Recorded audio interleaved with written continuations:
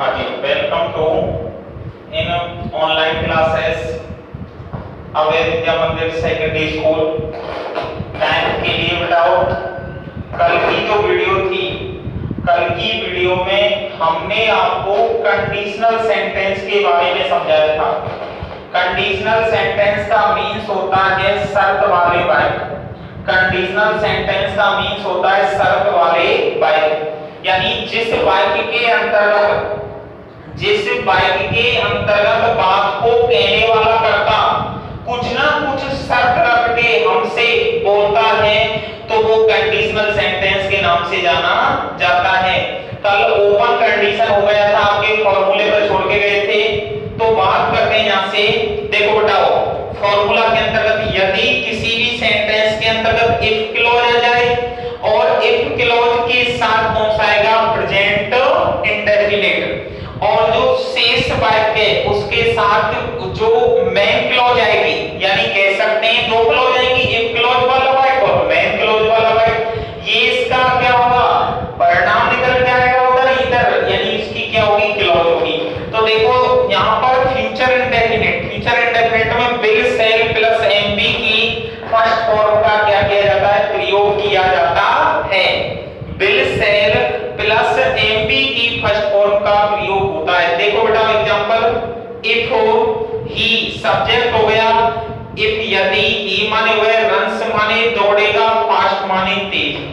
यदि वह तेज दौड़ेगा, यदि वह तेज भागेगा या तेज दौड़ेगा, ही वह विल कैच पकड़ सकता है द ट्रेन माने ट्रेन को। तो बेटा इधर उसका क्या निकल के आया, इफोर्ट आया, प्रयास आया। प्रयास का क्या कर रहा है बताओ, वो दौड़ने का प्रयास कर रहा है। इधर क्या कर रहा है, दौड़ने का प्रयास कर रहा है। यदि वह तेज दौड़ेगा तो ही विल कैच द ट्रेन, तो वो ट्रेन को क्या कर सकता है, पकड़ सकता है। इस वाक्य के अंतर्गत उसका प्रयास किया गया है कि वो अगर तेज दौड़ेगा तो ही विल कैच द ट्रेन। तो विल प्लस एमबी क्या आ गई, इसमें फर्स्ट फॉर्म आ गई, यानी क्या आ गई इधर, विल प्लस एमबी की फर्स्ट फॉर्म आ गई। ध्यान रखना, इधर विल प्लस एमबी की फर्स्ट फॉर्म। क्लियर है बताओ। दूसरा वाक्य है, if you do not work hard, यदि तुम कठिन परिश्रम नहीं करते हो। स्थिति आ रही है बताओ, इफ यदि वही आ गया, कंडीशनल सेंटेंस हो गया इधर। और कंडीशनल सेंटेंस में इधर कह रहा है you do not work hard, यदि तुम कठिन परिश्रम नहीं करोगे, यू विल नॉट पास, तो तुम पास नहीं हो सकते। स्थिति कह रही है, वही स्थिति आ गई कि बेटा जो पहले वाला वाक्य है, यानी जो फर्स्ट सेंटेंस है, फर्स्ट सेंटेंस में वही बात आ गई, इफ ही रन्स फास्ट, यदि वो तेज दौड़ेगा, he will catch the train, तो ट्रेन को पकड़ सकता है। दौड़ने से उसका परिणाम नीत हो गया। दूसरा बात कह रहा है, if you do not work hard, यदि तुम कठिन परिश्रम नहीं करोगे, परिश्रम तो करना पड़ेगा लेकिन कैसा कठिन, यदि तुम कठिन परिश्रम नहीं करोगे, यू विल नॉट पास, तो रिजल्ट क्या नहीं आएगा, पास का नहीं आएगा। तो ध्यान रखना, इस स्थिति में यानी उसका परिणाम भी हमें जानना होता है कि रिजल्ट क्या निकल के आ रहा है। हेडिंग लगा लो बेटाओ, अनलेस, यदि नहीं, यदि नहीं वाले वाक्य। देखो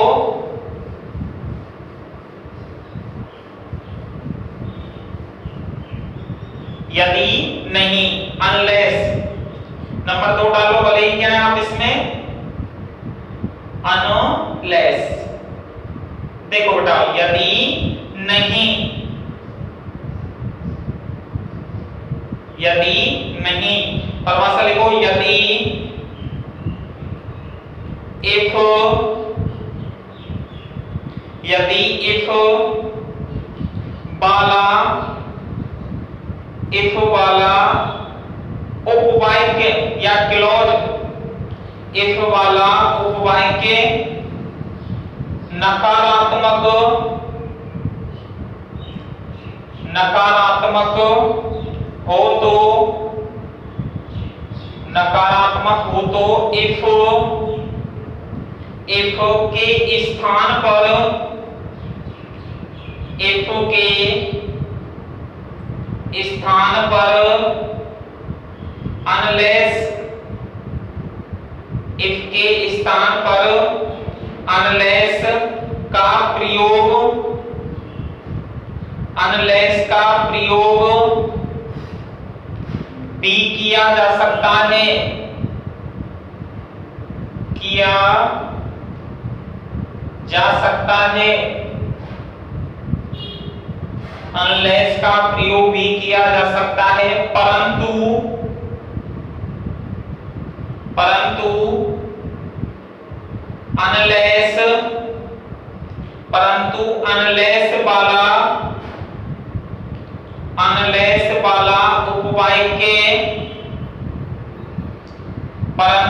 अनलेस वाला उपवाय के सकारात्मक पॉजिटिव, अनलेस वाला उपवाय सकारात्मक पॉजिटिव से बनाना पड़ेगा, पॉजिटिव से बनाना पड़ेगा, क्योंकि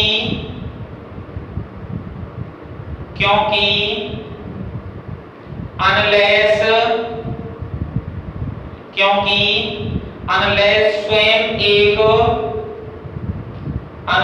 स्वयं एक नकारात्मक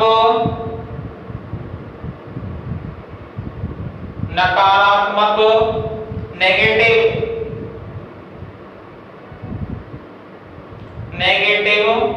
नकारात्मक शब्द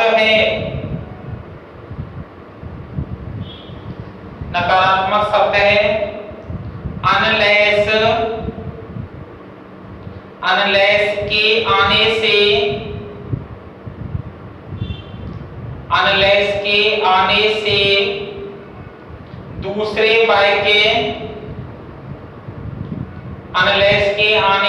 दूसरे वाक्य पर कोई प्रभाव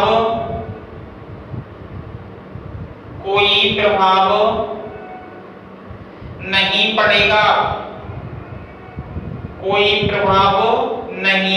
पड़ेगा, देखो बताओ नियम कह रहा है आपका, यानी अनलेस यदि नहीं कह रहा है कि यदि इफ वाला उपवाय, यानी इफ वाला सेंटेंस, इफ वाला उपवाय क्या क्लॉज है और वो क्या हो नकारात्मक हो, तो कैसा हो बेटा नेगेटिव हो, तो इफ के स्थान पर, किसके स्थान पर, इफ के स्थान पर अनलेस का प्रयोग भी किया जा सकता है। ये कह रहा है कि यदि किसी भी सेंटेंस में जो बाइट आ रहा है वो इफ से शुरू हो रहा है, किससे शुरू हो रहा है, इफ से शुरू हो रहा है, और इफ वाला बाइट यानी इफ वाला सेंटेंस कैसा है, नेगेटिव है, नकारात्मक है, तो एक बात आप अपने दिमाग में रखना, नकारात्मक हो तो इफ के स्थान पर, किसके स्थान पर बताओ, इफ के स्थान पर हम अनलेस का भी प्रयोग किया जा सकता है या कर सकते हैं। परंतु एक बात ध्यान रखनी है, परंतु अनलेस वाला उपवाय सकारात्मक ही बनाना पड़ेगा। जब अनलेस का प्रयोग तो हम कर देंगे, लेकिन एक बात आपको अपने दिमाग में रखनी होगी कि अनलेस वाला जो उपवाय है ना वो पॉजिटिव ही बनाना पड़ेगा, आपको सकारात्मक बनाना पड़ेगा। भाई अनलेस का हिंदी अर्थ हो रहा है यदि नहीं, यदि अनलेस का प्रयोग आपने एक नेगेटिव वाले वाक्य में कर दिया तो और वो वाक्य सकारात्मक नहीं बनाया आपने, तो स्थिति भी नकारात्मक रहेगी, तो वाक्य अपना गलत हो जाएगा कि नहीं हो जाएगा। तो आगे कह रहा है क्योंकि अनलेस स्वयं एक नकारात्मक शब्द है। अनलेस कैसा शब्द है बताओ, नकारात्मक शब्द है, और अनलेस के आने से दूसरे वाक्य पर कोई प्रभाव नहीं पड़ेगा। ये बात भी आप अपने दिमाग में रखो कि अनलेस जब आ जाएगा तो अनलेस के आने से इस पे कोई भी प्रभाव नहीं पड़ेगा। क्लियर है बेटा, ये नोट करते जाओ बेटा आप अपनी नोटबुक में, और एग्जांपल की चर्चा करते हैं आगे। देखो if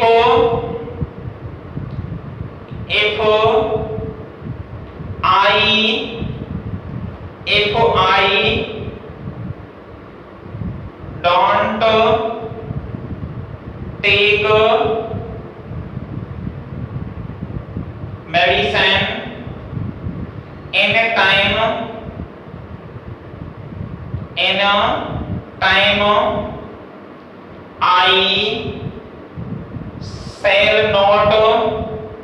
I shall not get well.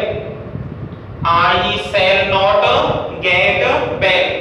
If यदि I माने मैं, do not take medicine, यदि मैं दवाई नहीं लेता हूं in time समय पर, यदि मैं समय पर दवाई नहीं लेता हूं तो I shall not get well, तो मैं क्या नहीं हो सकता, ठीक नहीं हो सकता। यदि मैं स्वयं यानी समय पर, यदि मैं हूं और मैं स्वयं समय पर दवाइयां नहीं लेता हूं तो मैं ठीक नहीं होऊंगा बेटा, बिल्कुल नहीं होऊंगा जब दवाई नहीं ले रहा हूं। यानी इफ डोंट टेक मेडिसिन, यदि मैं दवाई नहीं ले रहा हूं, आई शैल नॉट गेट वेल, तो मैं क्या नहीं होऊंगा, ठीक नहीं होऊंगा। नोट करके चलो, यदि मैं समय पर दवाई नहीं लेता हूं तो आई शैल नॉट गेट वेल, तो मैं ठीक नहीं होऊंगा। दूसरा, if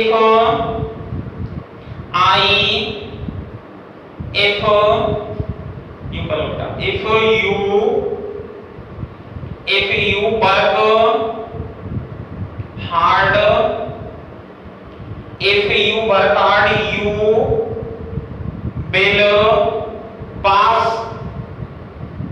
यदि you work hard, यदि तुम कठिन परिश्रम करोगे, you will pass, तो तुम निश्चित रूप से क्या हो जाओगे, सफल हो जाओगे। यदि तुम कठिन परिश्रम करोगे तो तुम निश्चित रूप से क्या हो जाओगे, पास हो जाओगे, सफल हो जाओगे। तीसरा, if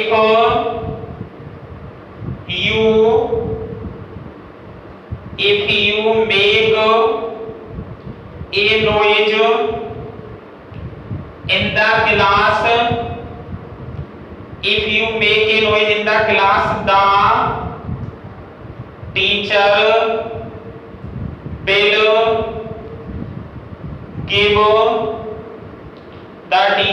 give punish you।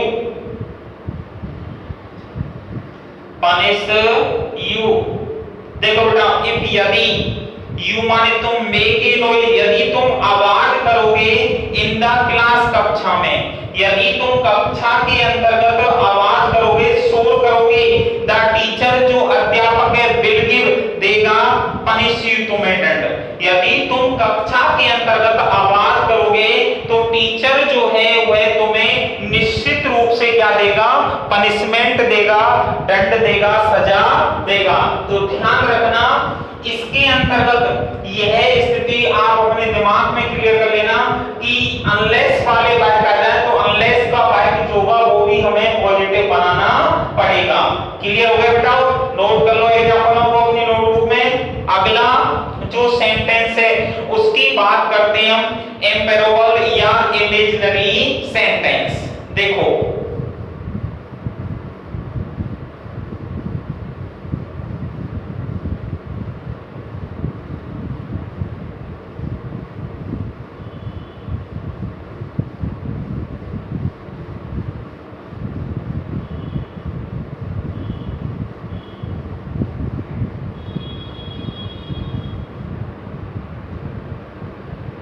Heading लगा लो।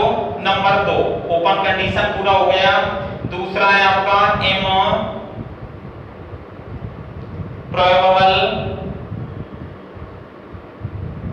या इमेजिनरी कंडीशन।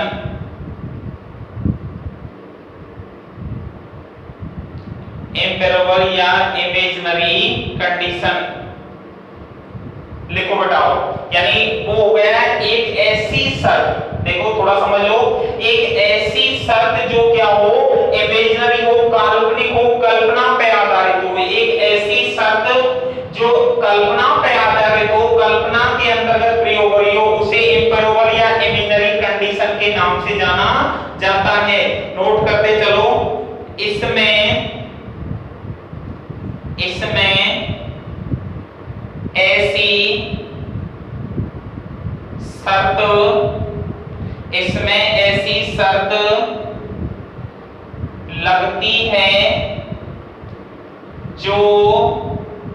इसमें ऐसी शर्त लगती है जो पूरी नहीं की जा सकती, जो पूरी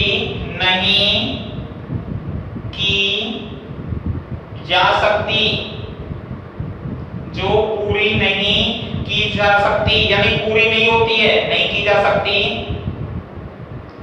इसमें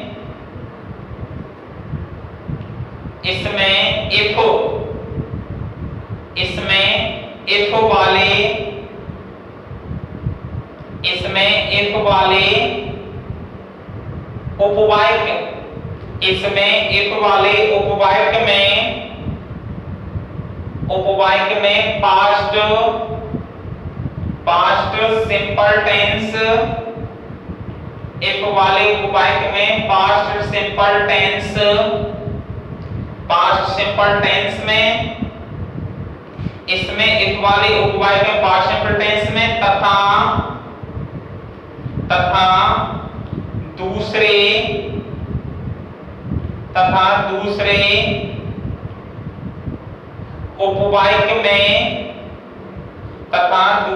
उपवाक्य में बोडो सोडो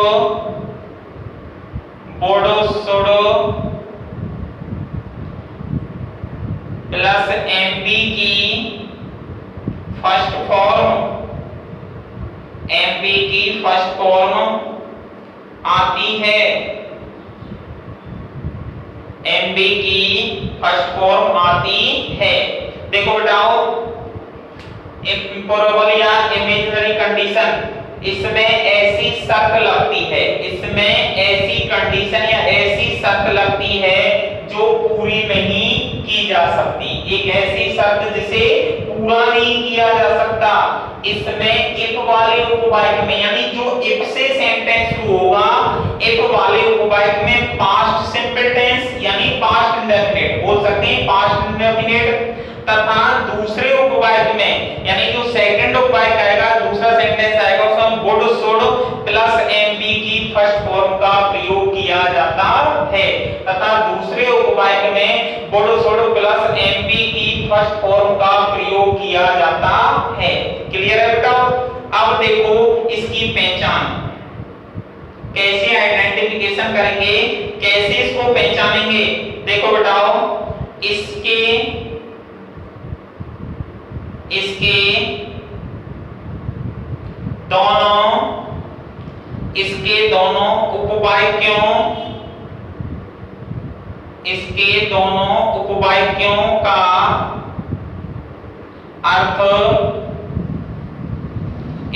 दोनों उपवाक्यों का अर्थ, ता ती ते या ई या ये, ता ती ते या ई ए आदि निकलता है। देखो बताओ, यानी इसके दोनों उपवाक्यों, यानी जो दो क्लॉज आएंगे, इसके जो दो क्लॉज आएंगे बताओ, उसका हिंदी अर्थ जो निकलेगा, यानी सेंटेंस को जब आप पहचानेंगे तो उसके अंतर्गत आपको ता ती ते या फिर या ई ए, यानी सेंटेंस के अंत में हिंदी अर्थ निकलता है। इसका फॉर्मूला नोट कर लो बताओ, सूत्र क्या है इसका, देखो फॉर्मूला, और फॉर्मूले में बताओ इफ के बाद past indefinite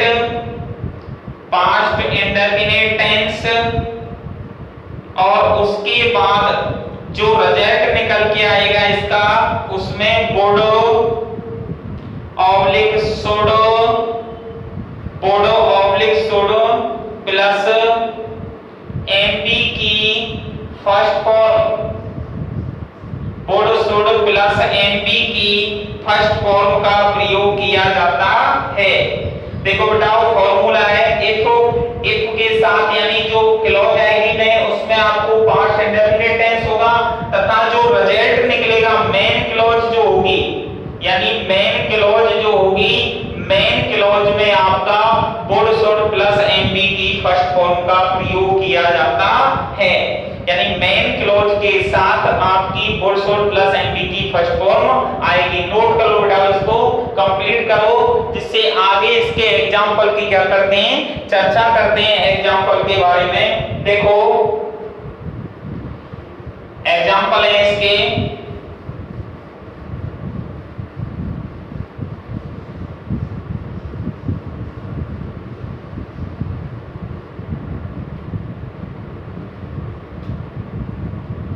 example number first note करते चलो बेटा। If I worked hard if I worked hard I would pass in the exam. देखो बेटाओ इफ आगे कंडीशन इफ आ गई इफ के बाद यानी सब्जेक्ट आ गया वर्ब्ड कौन सा टेंस हो गया आपका पास्ट इंडेफिनिट टेंस। कौन सा हो गया पीआईटी पास्ट इंडेफिनिट हो गया। यहाँ पे दूसरा जो वाक्य है उसमें वुड पास यानी रिजल्ट निकल के आया कि नहीं आया ये आपकी क्या हो गई मेन क्लॉज। क्या हो गई बताओ main clause.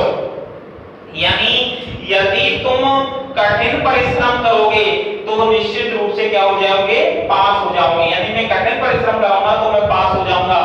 If I work तो पास्ट इंडेफिनिट हो गया इसमें और इसमें वुड पास यानी इन द एग्जाम तो ये क्या हो गई बताओ मेन क्लॉज हो गई। क्या हो गई आपकी मेन क्लॉज हो गई।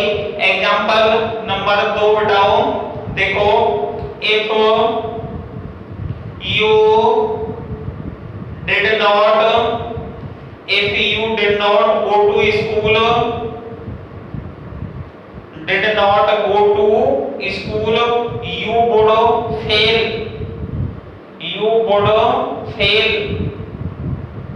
देखो if यदि you माने तुम did not go to school आ गई कि नहीं आ गई मेन क्लॉज यानी पास्ट की स्थिति आ गई did not did plus MB first form दे रखा है। यदि तुम विद्यालय नहीं जाओगे यू माने तुम वुड फेल तो निश्चित रूप से क्या हो जाओगे असफल या फेल हो जाओगे। यदि तुम स्कूल नहीं जाओगे विद्यालय नहीं जाओगे तो निश्चित रूप से क्या हो जाओगे असफल हो जाओगे। इसका दूसरा देख लो अनलेस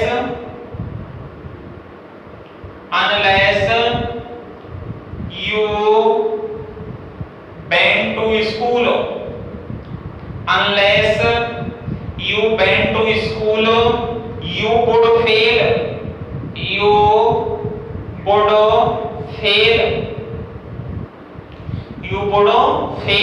देखो बेटा वही आ गई यद्यपि you went to school यद्यपि तुम विद्यालय नहीं जाओगे यानी वही यद्यपि नहीं यदि नहीं वही स्थिति आ गई तथापि नहीं। यदि तुम विद्यालय नहीं जाओगे you would fail तो तुम क्या हो जाओगे असफल हो जाओगे। नोट कर लो बेटाओ अगली इसके अंतर्गत नोट डालना है नोट में लिखना है आपको।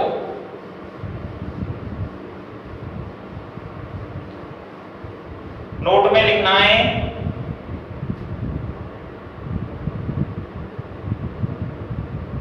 यदि इस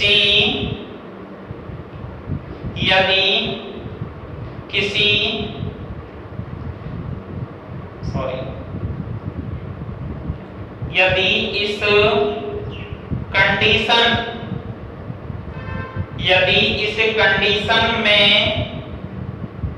इफ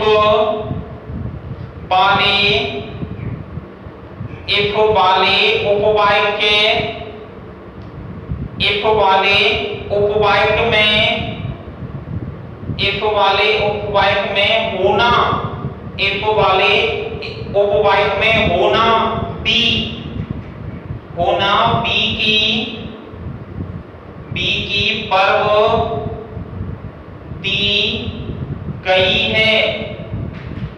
की वर्ब दी गई है तथा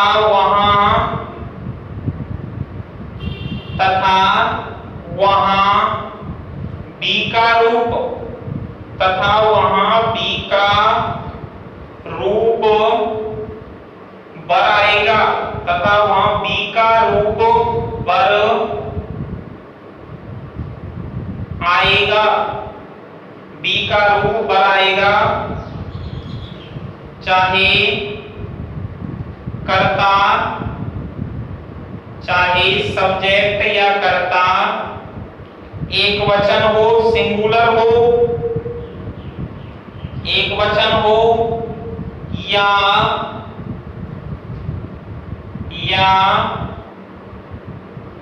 बहुवचन हो, या बहुवचन हो।